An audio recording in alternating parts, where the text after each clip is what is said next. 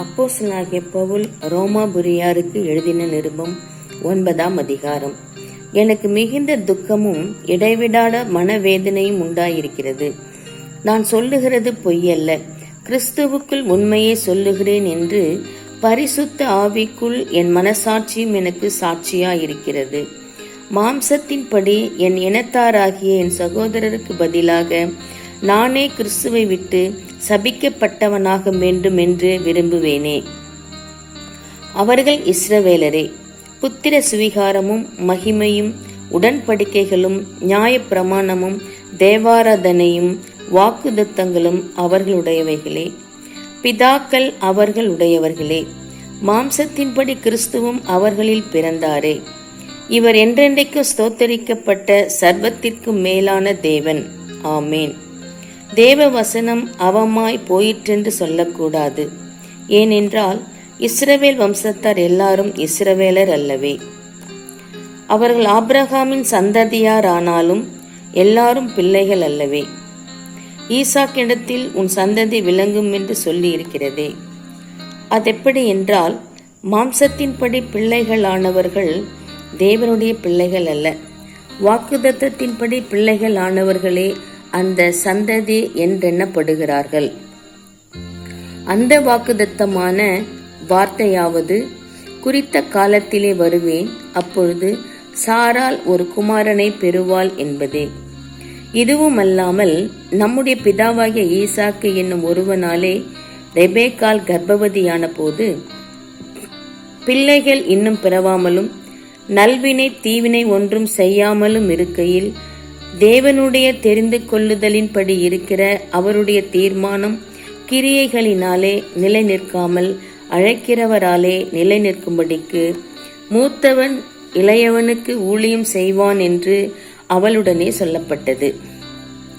அப்படியே யாக்கோபை சிநேகித்து ஏசாவை வெறுத்தேன் என்றும் எழுதியிருக்கிறது. ஆகையால் நாம் என்ன சொல்லுவோம்?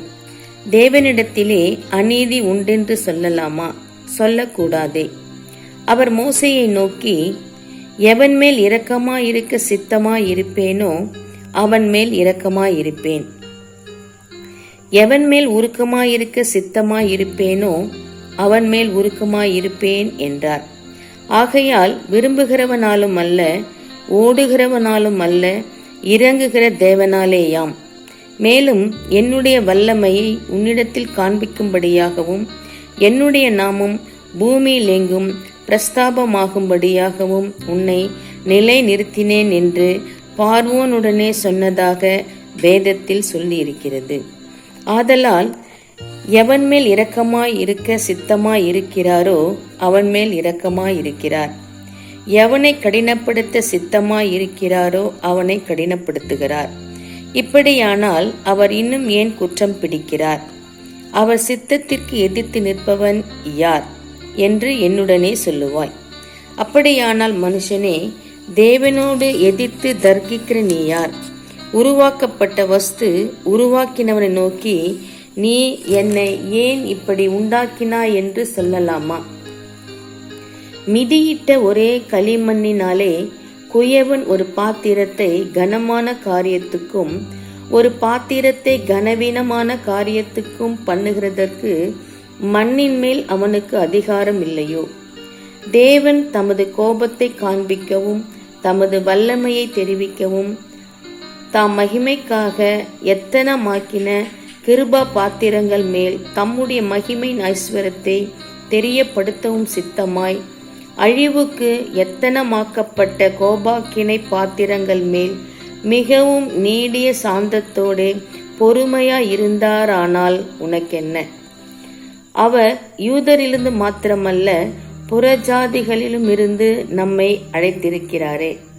அந்தப்படி எனக்கு ஜனங்கள் அல்லாதவர்களை என்னுடைய ஜனங்கள் என்றும் சிநேகிக்கப்படாதிருந்தவளை சிநேகிக்கப்பட்டவள் என்றும் சொல்லி அழைப்பேன். நீங்கள் என்னுடைய ஜனங்கள் அல்லவென்று அவர்களுக்கு சொல்லப்பட்ட இடத்திலே அவர்கள் ஜீவனுள்ள தேவனுடைய பிள்ளைகள் எனப்படுவார்கள் என்று ஓசியாவின் தீர்க்க தரிசனத்தில் சொல்லியிருக்கிறது. அல்லாமலும் இஸ்ரவேல் புத்திரருடைய இலக்கம் சமுத்திரத்தின் மணலத்தனையாய் இருந்தாலும் மீதியாய் இருப்பவர்கள் மாத்திரம் இரட்சிக்கப்படுவார்கள் என்றும், அவர் நீதியோடே சீக்கிரமாய் தம்முடைய காரியத்தை நிறைவேற்றுவார். கர்த்தர் பூமியிலே சீக்கிரமாகவே காரியத்தை நிறைவேற்றி முடிப்பார் என்றும் ஏசாயா இஸ்ரவேலரை குறித்து சொல்லுகிறான். அல்லாமலும் ஏசாயா முன்னே சொன்னபடி சேனைகளின் கர்த்தர் நமக்குள்ளே ஒரு சந்ததியை மீதியாக வைக்காதிருந்தாரானால் நாம் சோதோமை போலாகி கொமாராவுக்கு ஒத்திருப்போம். இப்படி இருக்க நாம் என்ன சொல்லுவோம்? நீதியை தேடாத புறஜாதியார் நீதியை அடைந்தார்கள், அது விசுவாசத்தினால் ஆகும் நீதியே. நீதி பிரமாணத்தை தேடின இஸ்ரவேலரோ நீதி பிரமாணத்தை அடையவில்லை. எண்ணத்தினால் என்றால் அவர்கள் விசுவாசத்தினாலே அதை தேடாமல் நியாய பிரமாணத்தின் கிரியைகளினாலே தேடினபடியால் அதை அடையவில்லை. இடறுதற்கான கல்லில் இடறினார்கள். இதோ இடறுதற்கான கல்லையும் தவறுதற்கான கன்மலையையும் சீயோனில் வைக்கிறேன்.